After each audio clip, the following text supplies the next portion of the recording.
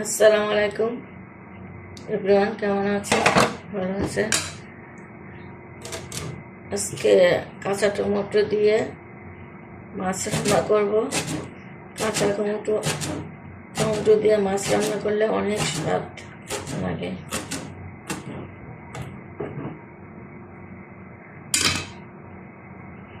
পেঁয়াজ, কাঁচামরিচ, ধনিয়া পাতা কেটে রাখলাম।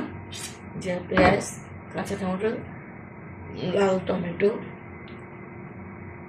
মানে পাকা টমেটো, কাঁচা টমেটো কেটে রাখলাম।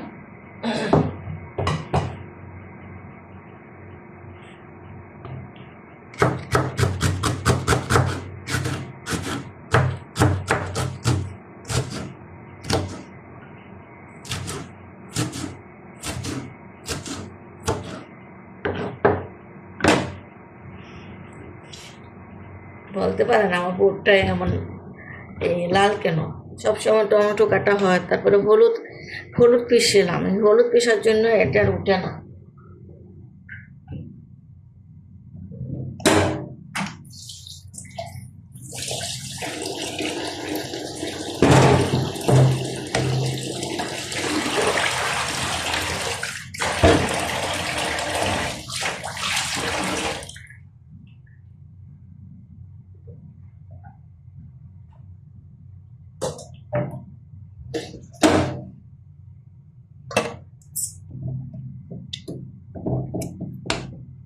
যে মাছ উঠে আগে তো ময়লাটা ফেলে রাখতাম, রেখে ফ্রিজে রেখে দিতাম।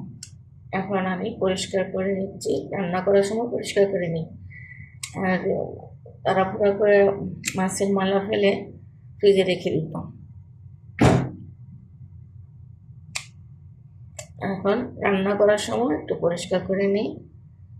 এটা করতে একটু এখানে আসতে নেই, পরিষ্কার করে নিচ্ছি।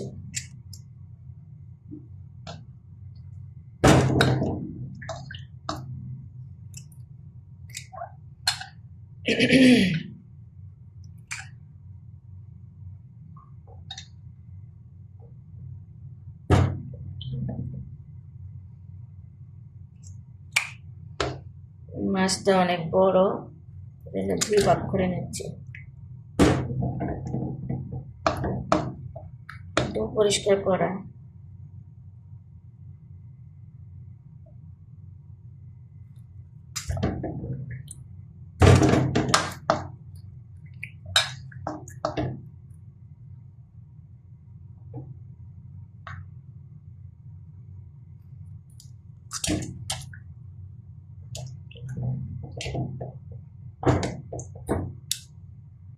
এখন মাছটাকে ভালো করে লবণ দিয়ে মেখে ধুইব, তখন মেখে রেখে দেব।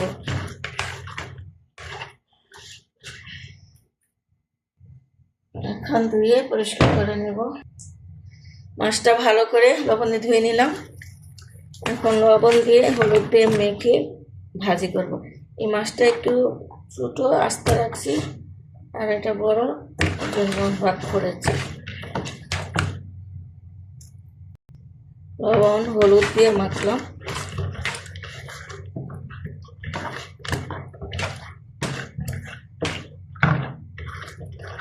মাছটা যেভাবে কড়াইয়ের মধ্যে না ভাঙে, এই কারণে আমি সবসময় একটু ময়দা দিই। যে হালকা ময়দা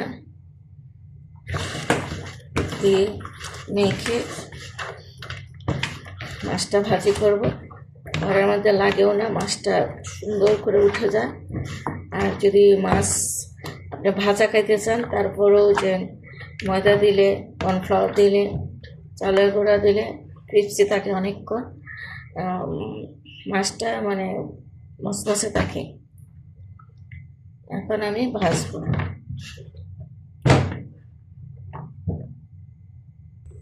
না,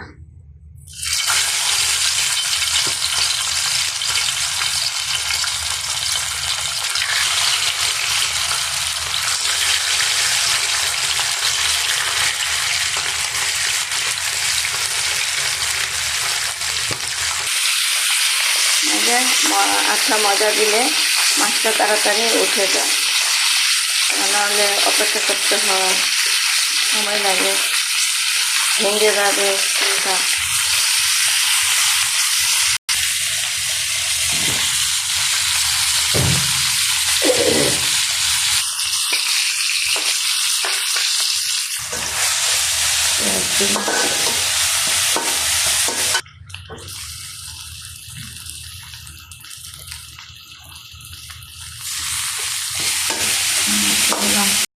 মরিচ, মিক্স মশলা, এই মিক্স মশলা কিন্তু আমরা ধরে দিই সহজে। মিক্স মশলা, হলুদ এবং 27 রকমের মশলা দিয়ে মশলাটা বানানো হয়। গরু গোস্ত রান্না করা যায়, মুরগ, খাসি, মাছ সবই ভেজে মশলাটা রান্না করে।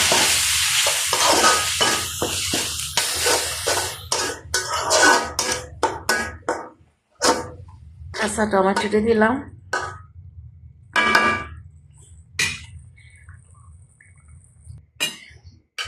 যে টমেটো দিয়ে, কাঁচা টমেটো দিয়ে মাছ রান্না করছি, অনেক স্বাদ। রান্না করে খাবেন, কাঁচা টমেটো দিয়ে অনেক স্বাদ। দিলাম